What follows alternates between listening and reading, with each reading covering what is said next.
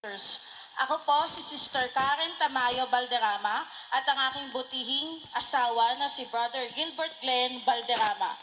Andito po kami sa inyong harapan upang ipagsigawan ang kabutihan ni Lord sa aming buhay at kung paano ang mga katagang "Nothing is impossible when you put your trust in God" ang nangibabaw sa aming buhay. Sa totoo lang, madali lang sabihin na magtiwala tayo kay Lord. Ngunit kapag nasa gabundok na tayo ng problema, mas lumalalim pa ang mga kahulugan nito. Kapag dapang-dapa na tayo at wala na tayong ibang malalapitan, tanging ang pagtitiwala natin kay Lord ang hino-hold on natin. Tanging sinosurrender natin ang ating sarili sa Kanya. Last year po ay nagpagawa po kami ng bahay at sa pamamagitan po noon ay nasubok ang aming pananampalataya at diskarte naming mag-asawa. Dumating po sa point na 0-0 na kami at wala na po kaming ibang malapitan. Ngunit nagugulat na lang po kaming mag-asawa na ipinoprovide ni Lord ang aming mga pangangailangan. Tunay nga pong sabi nila na ibinibigay o itinutugon ni Lord ang solusyon sa ating mga pangangailangan sa pinaka-imposibleng paraan. Dahil kapag natupad iyon, kapag na-provide iyon, alam mong hindi ikaw bilang tao, ngunit si Lord ang gumagawa ng bagay na iyon. Amen. Amen. Dahil po sa pagtitiwala namin kay Lord at sa pamamagitan na rin ng sipag at tiyaga, kami pong mag-asawa ay nakapagpatayo po ng 6-story house na may paupahan. Sa totoo lamang po, sa ganitong murang edad ay hindi po namin akalain na bibigyan po kami ng ganoon ni Lord. Ngunit dahil po sa pagtitiwala namin sa Kanya, ang pangarap lamang po namin ay magkaroon ng sariling bahay. Ngunit binigyan niya po kami ng paupahan na 6 na kwarto. Binigyan niya rin po kami ng sariling negosyo bilang vegetable dealer sa Divisoria Night Market. At noong pandemic po ay todo kayod kaming mag-asawa. Wala po kaming sinayang na panahon. Hindi po alintana ang pagod at puyat. Focus lang po kami sa aming goals sa aming buhay. Kaya para bang imposible na sa murang edad ay makapagpatayo po kami ng bahay. Ngunit po si Lord, ibinigay niya pa po iyon dahil po sa pagtitiwala namin sa Kanya.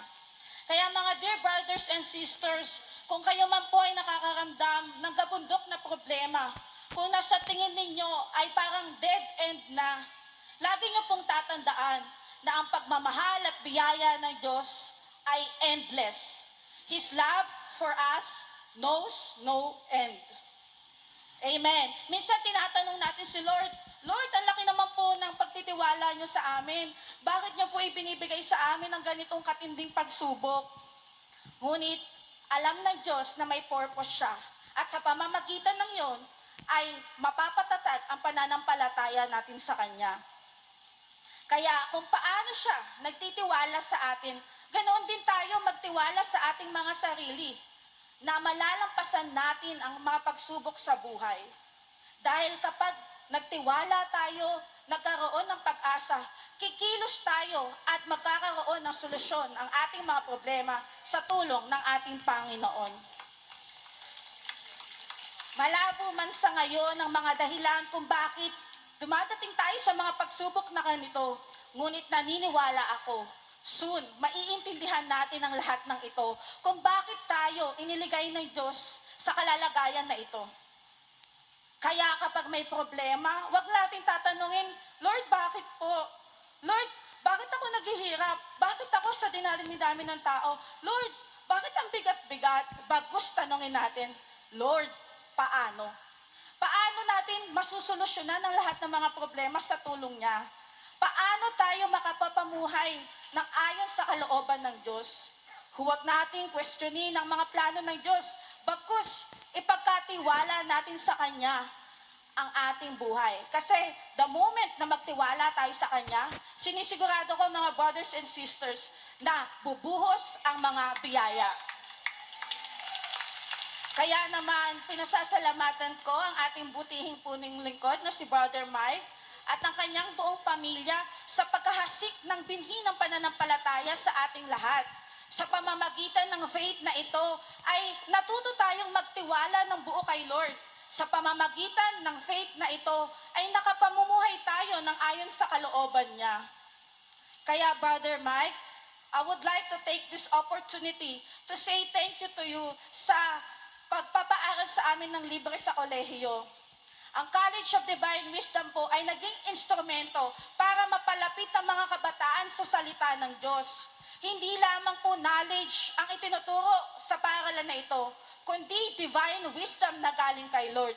At until now, may asawa at may anak na po ako, na i-apply ko ang mga itinuturo na natutunan ko sa College of Divine Wisdom.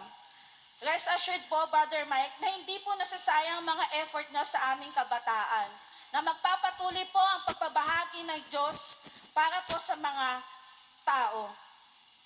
Kaya po, I would also like to grab this opportunity para po magpasalamat sa aking pamilya. Hindi po madali ang buhay may asawa. Marami pong problema.